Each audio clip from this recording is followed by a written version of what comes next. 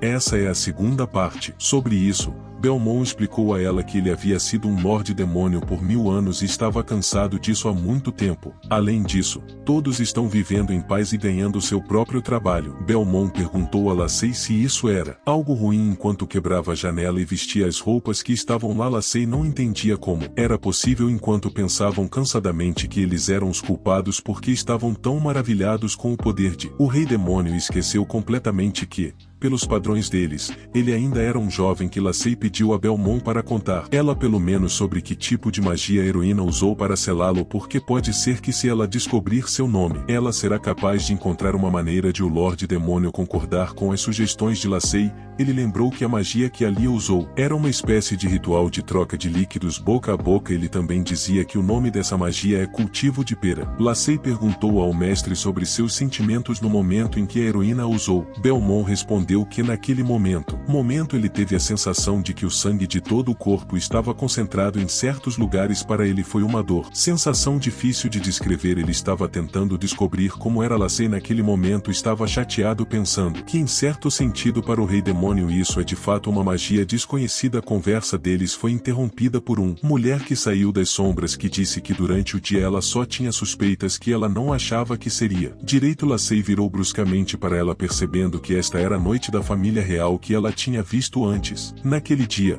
Amu, em torno de quem um turbilhão de vento mágico dançou, falou referindo-se a Belmont como o lendário Rei Demônio que dominou todos os 4 elementos, algo que ela nunca teria imaginado em sua ressurreição pela escória demoníaca. Lacey avançou na frente de Belmont, dizendo que seus negócios estavam ruins e que Tom precisava sair dali rapidamente. Após essas palavras, ela foi jogada para trás por um turbilhão de magia de Amu, e Belmont, naquele momento, cobriu-se com as mãos. Quando Lacey caiu, Belmont se aproximou ansiosamente e perguntou se ela estava bem. Lacey respondeu que estava bem e pediu a seu mestre para irem embora. Suas roupas estavam rasgadas em alguns lugares e ela estava maltrapilha. A conversa foi interrompida pelo Cavaleiro Real, que disse a Belmont que não era hora de se preocupar com os outros e que ele não deveria subestimar sua magia de ar. Belmont apenas disse que o nível de magia da noite era adequado apenas para a diversão das crianças e que agora era sua vez de atacar. Belmont estendeu a mão direita para a noite, mas quando tentou atacá-la, falhou, pois esqueceu que não podia usar magia. Amu não perdeu tempo e, depois desse gesto do Lorde Demônio, acenou com sua espada, invocando um redemoinho mágico. Belmont foi atingido pelo ataque e voou para longe, caindo no chão e levantando uma nuvem de poeira. Lacey expressou sua preocupação em dominar Belmont, que estava sentado, segurando a cabeça com uma das mãos e apoiando-se no chão com a outra. Ela disse que o corpo humano é muito fácil de ser jogado. Nesse momento, Lacey lembrou a Belmont que, depois que a heroína ali o selou, ele não tinha mais nenhum poder mágico. Amu estava confiante em si mesma e em suas habilidades, enquanto olhava para Belmont e Lacey com um sorriso. Ela expressou seus pensamentos em voz alta,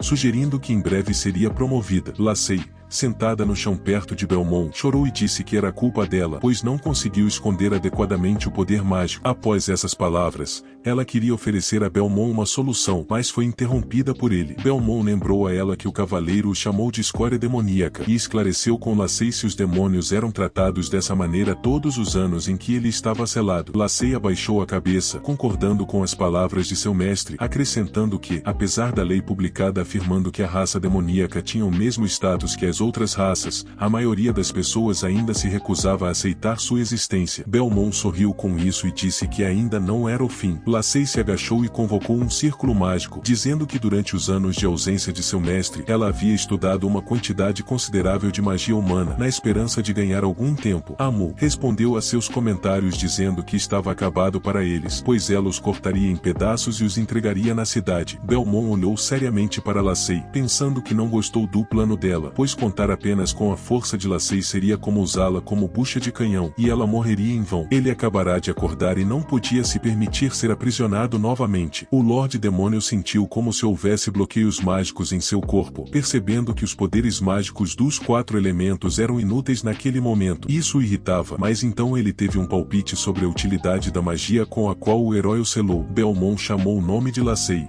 e ela se virou. O senhor a agarrou pelo antebraço e a puxou para si, envolvendo-a em um beijo. Ela ficou desanimada e confusa quando Belmont interrompeu o beijo. Nesse momento, uma luz negra apareceu atrás dele e um círculo mágico de cor dourada foi invocado. No chão, raios também começaram a aparecer, assim como entre os lábios de Belmont e Lacey.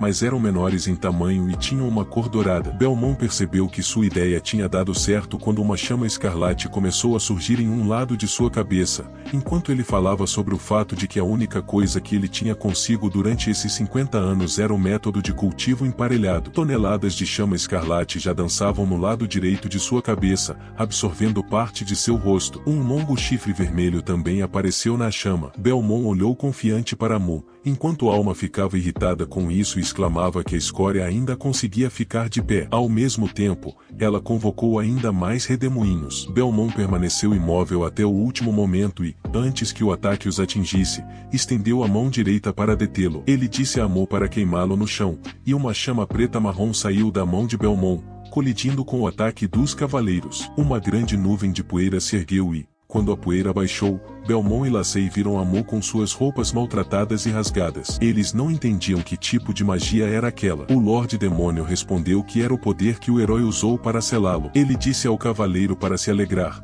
pois ele ainda não o havia compreendido completamente. Caso contrário, ela já teria sido queimada viva. Mu ficou surpresa e perguntou fervorosamente a Belmont sobre uma técnica secreta da Senhora Ilha. Ela não entendia exatamente como, mas acreditava que o monstro demoníaco era capaz de usar magia de alto nível. Belmont respondeu que os demônios não eram escória, enquanto olhava seriamente para ela. Alma estava com medo do Lorde Demônio e desmaiou devido a seus ferimentos. Belmont chamou o nome de Lacey, e ela respondeu com medo. Ele então a informou de suas intenções, ou seja, remover o selo da raça demoníaca. Nesse momento, ele estava de costas para Lacey, próximo ao WMD, nome desconhecido. Lacey ficou encantada com a decisão de seu mestre, enquanto Belmont virou a cabeça em sua direção, olhando resolutamente para ela e pedindo que ela o acompanhasse para um lugar no continente com o maior número de representantes do sexo oposto. Lacey ficou desencorajada com seu pedido, e seu mestre disse que usaria o método de cultivo emparelhado para reviver a raça demoníaca. Ao mesmo tempo, Belmont ficava sério. Rose é uma cidade com o nome do herói Aliar Rose, que já foi a capital do Rei Demônio. Sob o domínio humano, a cidade se tornou extremamente animada, com muitas criaturas de outras raças vivendo nela. Se as pessoas e as criaturas tivessem dinheiro, poderiam satisfazer todas as suas necessidades, incluindo algumas necessidades especiais. É por isso que Belmont e Lacey foram ao bordel.